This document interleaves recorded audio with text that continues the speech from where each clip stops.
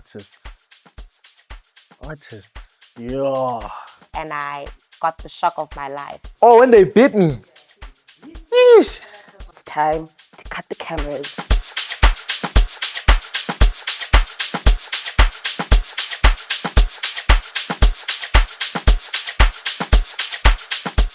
Hi everybody, welcome back to 1000 Megabytes Season 2, Episode 2.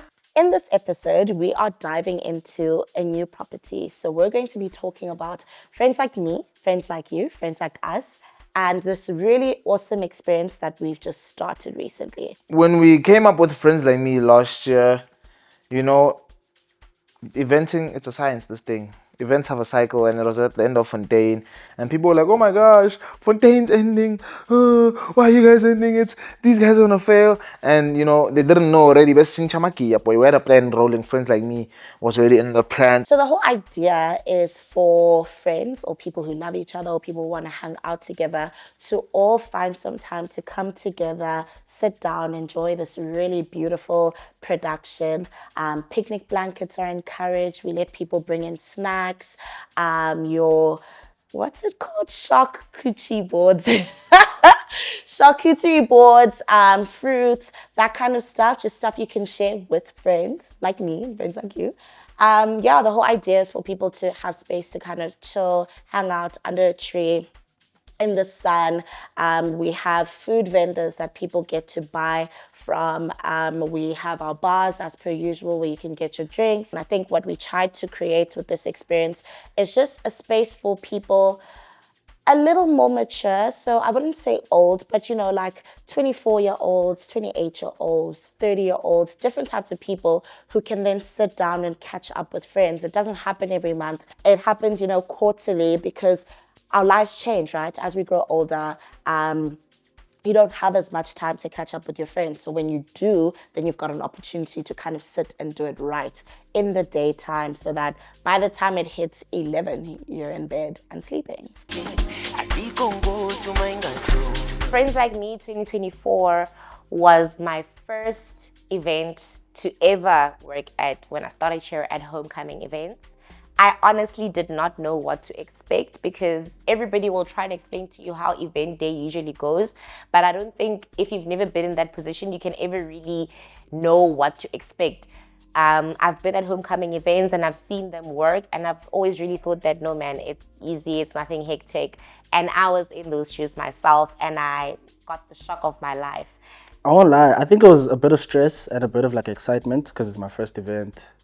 Being able to interact with certain artists was quite cool, but it was quite stressful in leading up because you had to communicate with the artist, be here on time, this is your call sheet, yada yada yada. The admin part of it was quite stressful, but I think just leading up to it was more excitement more than anything. I was excited just to see how events run, just on a regular basis, just how events run. And yeah, man, it was quite an experience, I won't lie. So leading up to Friends Like Me, I was both excited, but very nervous. It was my first event. At that point, I was in the events team. I knew I was working at the gate. And I think having had been a patron myself for Friends Like Me once, I knew how long, the line at the gate gets. So I was quite, nervous about that. How are we going to manage that line? Is it going to flow quickly? Are people going to start getting agitated? Is a patron going to scream at me? I did not know what to expect, but I was quite excited mainly because of the people that I work with. I knew that at some point I will calm down and everything will make sense. So from a brand and marketing point of view, leading up to Friends Like Me, we want to sell the experience. The lineup is cool, the lineup is dope, but you always want it to be in a consumer-centric thing. You want the rollouts, the build-up to focus on the elements that make it a picnic. So we make content around people's friendships and stuff like that. So for example, you want your content to speak to people's experiences, showcase in the after movies we do, make sure you have those shots of the picnic blankets, all these things, show the full experience and not just highlight the lineup. So we had a video on TikTok, do crazy numbers. It was the after movie of the Lost Friends, like to push the upcoming one. And the thing that stood out for me was people in the comments were like, hey, I'm from the East End. I have no one to go with. Can I go with you? Hey, chomi array, chomi array, chomi, friend. And people were, essentially making these little groups. I'm from the East End. I'm from Pretoria Central. I'm from Boxburg. I'm from what. Forming their little own WhatsApp groups in the comment section. And where they're gonna be at the next Friends Like Me. I think that's my favorite. That's what told me like, okay, this thing we're doing, it's working. Like people are getting the concept of friendship at the core center of this thing. This thing's about friendship, about going out with, people who are like you, friends like me. So whether your current friends don't listen to the music you listen to, you'll find friends who are like me there. I think that little interaction in the comments made me realize, okay, this thing is working. I've worked at Friends Like Me before, but as external. So like I just come in on the day and I help out at the door, and that was it. And then as an intern beforehand, I was like involved now. Like in the week and a couple of days before, like I'm involved in the whole process, which was really different for me. It was interesting. I was part of the events team at that time and I was doing vendors. So I was the one getting, possible stalls, seeing is this the type of food they'll eat at Friends Like Me. So like you have to consider a lot of different things. Like it can't be messy, but it also can't be too dainty. Like you can't serve, I don't know, prawn at a Friends Like Me. Like, has to be food that people want to eat at a picnic, at an event. So like Lisa and I work together to get the vendors, you reach out to them, the whole process. And then the day before they come and they set up their trucks and stuff. And then I have to be there. And then it's event day.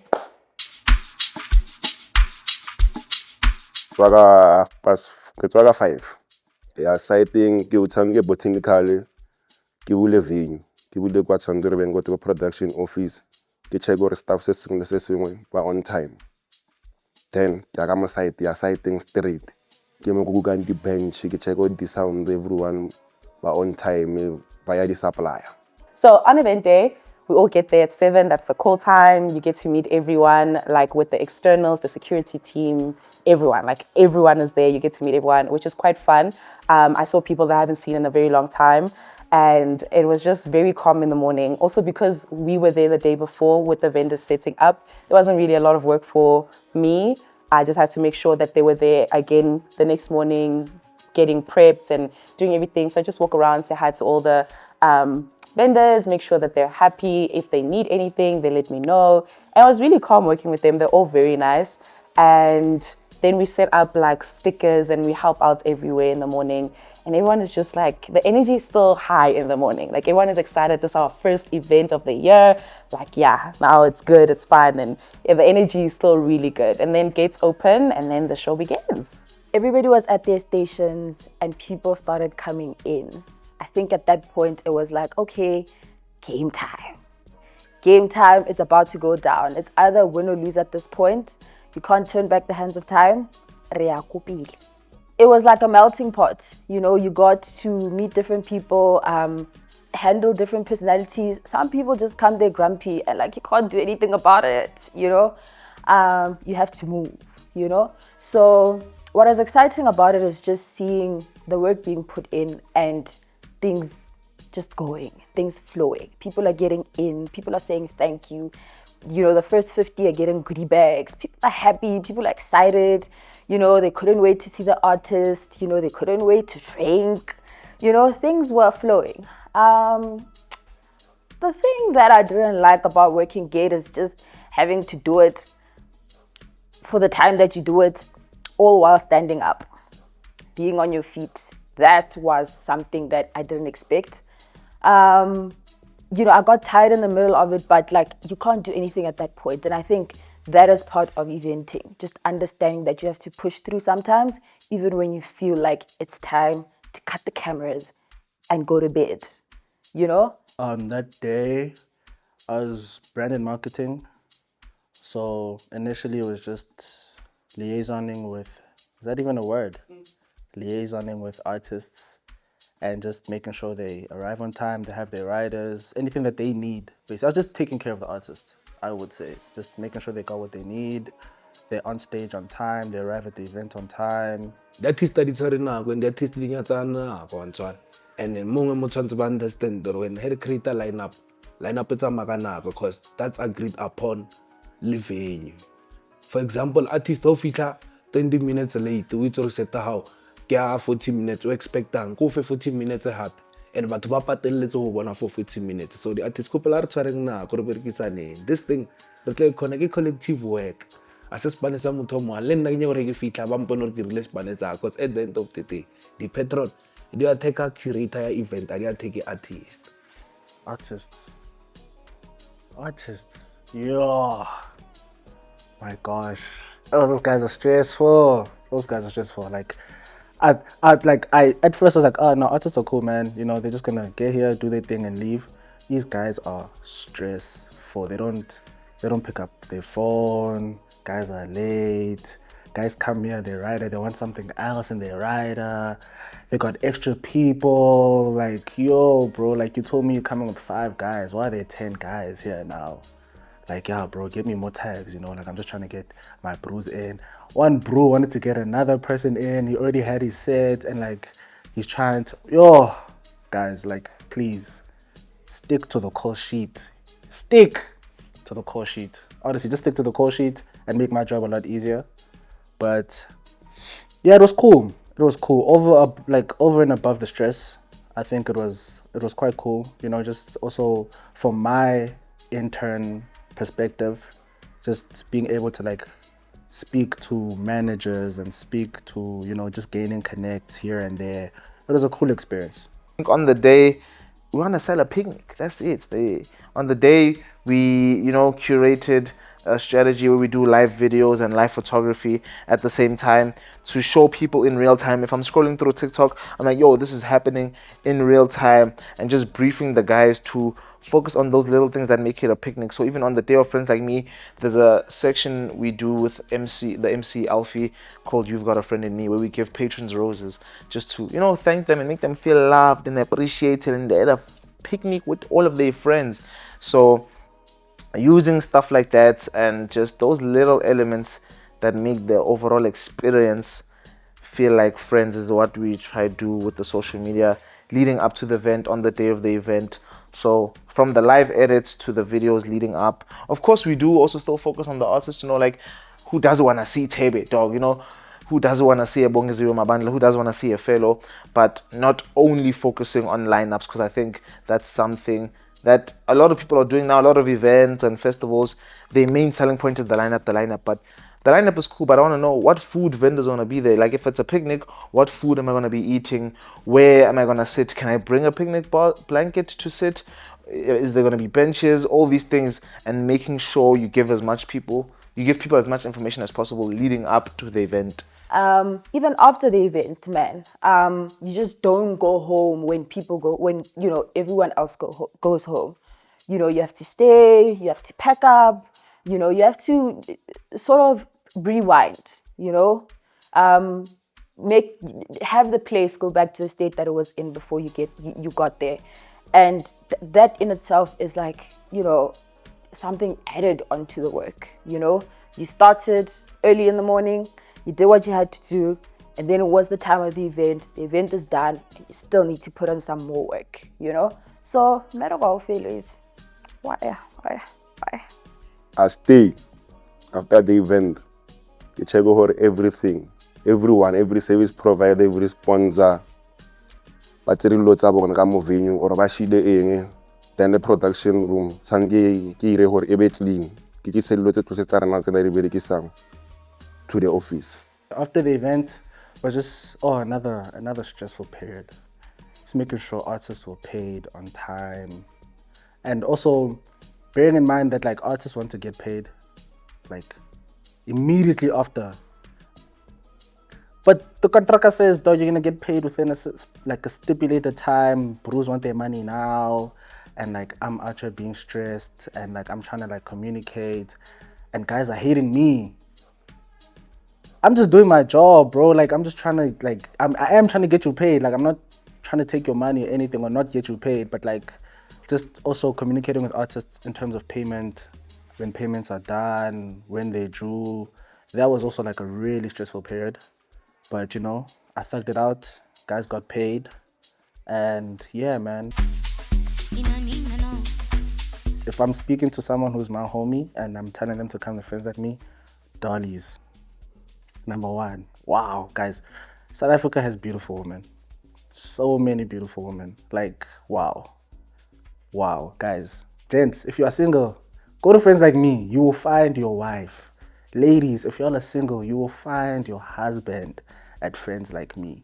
So many beautiful people. Guys were dressed too. Guys were dripping, man. Like, I was jealous. I was like, yo, I wish I was just a patron, just look nice, have a fun time. If I'm selling Friends Like Me to someone who's never been there and I'm talking to them like this, what I would say is, yo, there's this event that happened at the Pretoria Botanical Gardens. Bro, the gardens, it's green, it's trees, it's nature around you.